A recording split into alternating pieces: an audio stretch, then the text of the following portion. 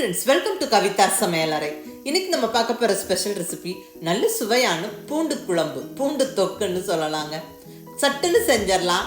ரொம்ப நல்ல டேஸ்ட்டாக இருக்கும். இட்லி, தோசை, சாதத்தோடலாம் ரொம்ப நல்ல காம்பினேஷன் இது கரெக்டாக பக்குவமாக செஞ்சு கரெக்டாக ஸ்டோர் பண்ணி வச்சுக்கிட்டா ஒரு 10-15 நாள் வச்சு யூஸ் பண்ணலாம். அது ஃப்ரிட்ஜில் ஸ்டோர் பண்ணிக்கிட்டா இன்னும் நம்ம கூடுதலான நாட்களுக்கு கூட வச்சுக்கலாம்.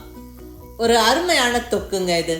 ட்ராவல்கெல்லாம் எடுத்துகிட்டு போகிறதுக்கு ரொம்ப நல்லாயிருக்கும். அதாவது வெளிநாடெல்லாம் போகும்போது நம்ம ஊர் ஸ்பைசியான ஃபுட்டு மிஸ் பண்ணும்போது இந்த பூண்டு தொக்கெல்லாம் கைவசிருந்தா ஆஹா அட்டகாசமாக இருக்குங்க.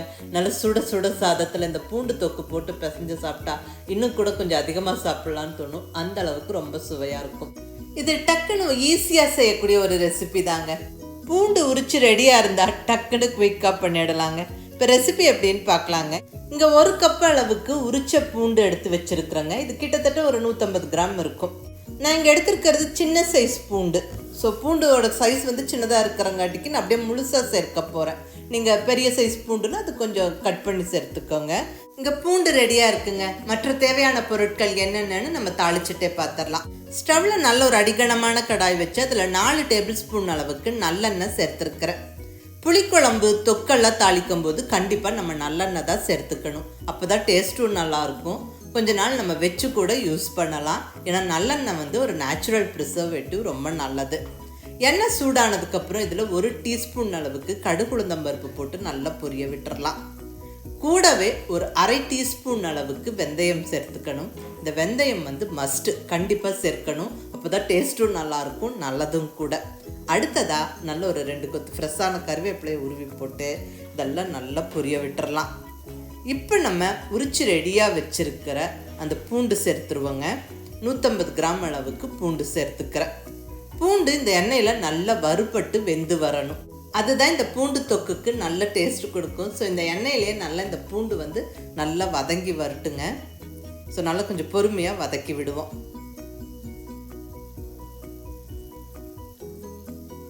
இப்போ ஒரு 3-4 நிமிஷத்துக்கு மேலே இந்த பூண்டு எண்ணெயில் நல்லா வதங்கிருச்சு. இப்போ இந்த ஸ்டேஜில் நான் சின்ன வெங்காயம் கொஞ்சம் சேர்த்துக்கிறேன்.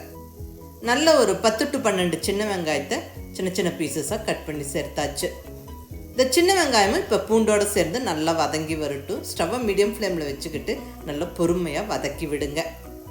இது வதங்கிட்டு இருக்கிற இந்த ஸ்டேஜில் இந்த பூண்டு தொக்குக்கு சேர்க்கக்கூடிய மசாலா பொடி வகைகளை எல்லாம் எடுத்து நம்ம கலந்து வச்சிடலாங்க. இங்கே ஒரு கப்பில் ஒரு ஃபுல் ஸ்பூன் அளவுக்கு சாம்பார் பொடி சேர்த்துக்கிறேன். அடுத்ததாக 1 டீஸ்பூன் அளவுக்கு காரமான மிளகாய் பொடி, கூடவே 1/2 டீஸ்பூன் மஞ்சள் பொடி, அடுத்ததாக 1 டீஸ்பூன் அளவுக்கு மல்லிப்பொடி சேர்த்துக்கிறேன்.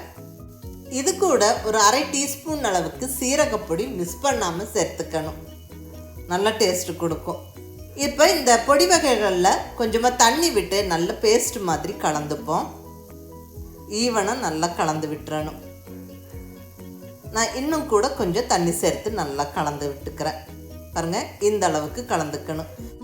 இப்போ அதே சமயத்தில் நம்ம பூண்டு வெங்காயம் எண்ணெயில் போட்டு வதக்கிட்டு இருக்கிறோம். பாருங்கள், அதுவும் நல்லா வதங்கிருச்சு. நல்ல கலர் மாதிரி பர்ஃபெக்டாக வதங்கியிருக்கு. இப்போ இந்த சமயத்தில் நம்ம கலந்து ரெடியாக வச்சுருக்கிற அந்த மசாலா பொடி கலவையை சேர்த்துருவோம். கூடவே ஒரு 1/4 டீஸ்பூன் அளவுக்கு பெருங்காயப்பொடியும் சேர்த்துருவோம். இது மிஸ் பண்ணாமல் சேர்த்துக்கோங்க. அப்போ தான் டேஸ்ட் சூப்பராக இருக்கும்.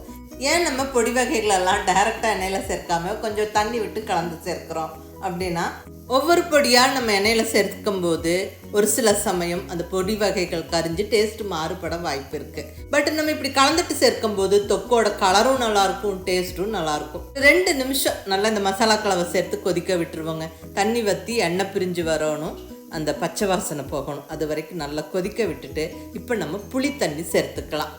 புளியோட அளவு பார்த்திங்கன்னா நல்லா அழுத்தி பிடிச்சி ஒரு நெல்லிக்காய் சைஸ் புளியை ஊற வச்சு கரைச்சி வடிச்செடுத்து வச்சாச்சு. இப்போ இந்த புளி தண்ணியை வதங்கிட்டு இருக்கிற இந்த பூண்டு தொக்கில் சேர்த்துருவோம். புளித்தண்ணி கம்ப்ளீட்டாக சேர்த்து விட்டு நல்லா கலந்து விட்டுருவோம். இப்போ தேவையான அளவு உப்பு சேர்த்துக்கலாம். நான் இங்கே கல் உப்பு சேர்த்துக்கிறேன். உப்பு சேர்த்து விட்டு நல்ல ஒரு வாட்டி கலந்து விட்டுட்டு ஸ்டவ்வை மீடியம் ஃப்ளேமில் வச்சுக்கிட்டு இப்போ இந்த கடாய்க்கு ஒரு மூடியை போட்டு விட்டுருவோம். தொக்கு நல்லா கொதிச்சு திக்காகி எண்ணெய் பிரிஞ்சு வரணும். ஒரு 7-8 நிமிஷத்துக்கு அப்படியே விட்டுருவோம்.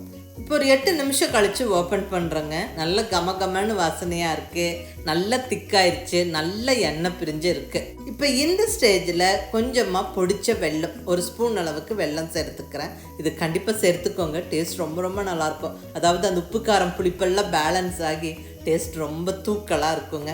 அவ்வளோதாங்க, அருமையான சுவையான பூண்டு குழம்பு, பூண்டு தொக்கு ஜம்முன்னு ரெடி ஆயிருச்சு.